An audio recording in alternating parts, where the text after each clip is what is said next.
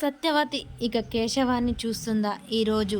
మరి కేశవాన్ని చూసి సత్యవతి నీ కొడుకు చంటినేనయ్యా అని అప్పజెప్పుతుందా? కేశవ బయటికి వెళ్తాడా లేకుంటే సత్యవతిని చూస్తాడా? మరి చెంచలమ్మ వీళ్ళందరి మాటలు విని తన కొడుకు కార్తికేయ చనిపోయాడు, మరి చంటే తన కొడుకు అని ఒప్పుకుంటుందా? మరి కార్తికేయ కొడుకు ఎవరు అని అడుగుతుందా? చెంచలమ్మ ఇవన్నీ చూసి జీర్ణించుకోగలుగుతుందా? ఇలా విజయమని ఎంట్రీ అవుతుందా? అసలు ఏం జరుగుతుంది? కేశవ బయటికి ఎందుకు వెళ్ళిపోతాడు?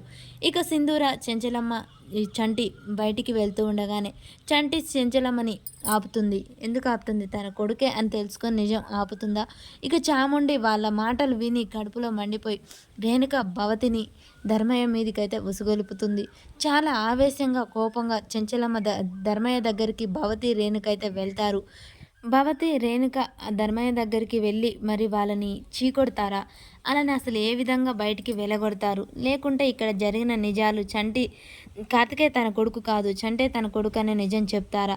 సింధూరం తనకిచ్చి పెళ్లి చేయమంటారా? లేకుంటే ఇద్దరిని శాశ్వతంగా బయటికి వెళ్ళిపోమని చెప్తారా? అసలు ఏం చెప్తారు? చంటి చిన్ననాటి గుర్తుతో కలకంటూ ఉంటాడు. మరి ఆ చిన్ననాటి ప్రేమికురాలు గౌరి ఎవరై ఉంటారు? సింధూరే అయి ఉంటుందా? అసలు చిన్ననాటి ప్రేమికురాలు గుర్తుగా ఏమిచ్చి ఉంటుంది? అది సింధూర చూస్తుందా? చూడదా? చూసి తనే చిన్ననాటి ప్రేమికురాలని చంటికి చెబుతుందా?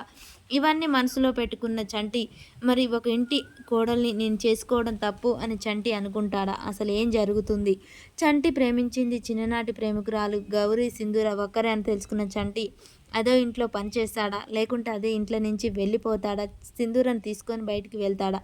అసలు ఏం జరుగుతుంది అనేది ఇవన్నీ తెలుసుకోవాలంటే మన ఛానల్ని సబ్స్క్రైబ్ చేసుకోండి, తెలుసుకోండి.